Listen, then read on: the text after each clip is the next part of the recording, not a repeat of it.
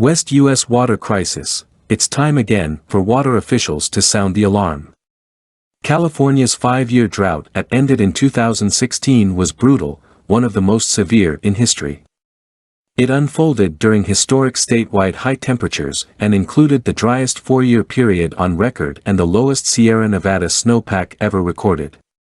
It took sacrifice and resolve, but the state made it through that challenge, thanks in part to a 25% reduction in urban water use mandated by former Governor Jerry Brown.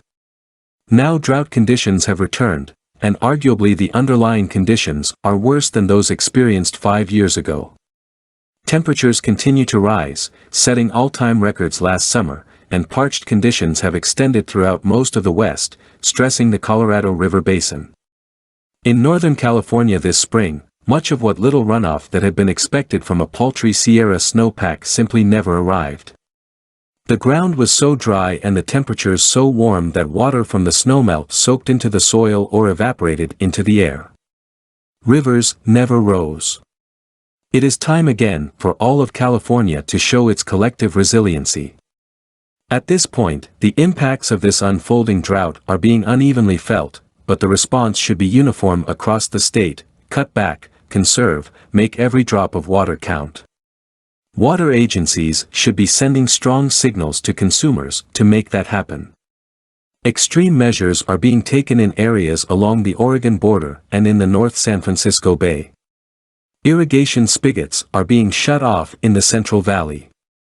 But at this point in much of Southern California, the drought to date is being regarded as mostly just a cause for concern.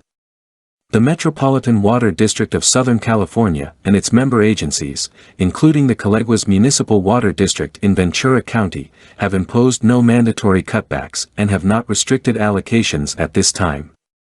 That they have not felt the need to do so is testament to improved water storage and ongoing reductions in demand, the result of conservation efforts spurred by previous droughts. At this point, MWD has nearly 3 times the amount of dry year storage than it had at the depth of the last drought in 2015.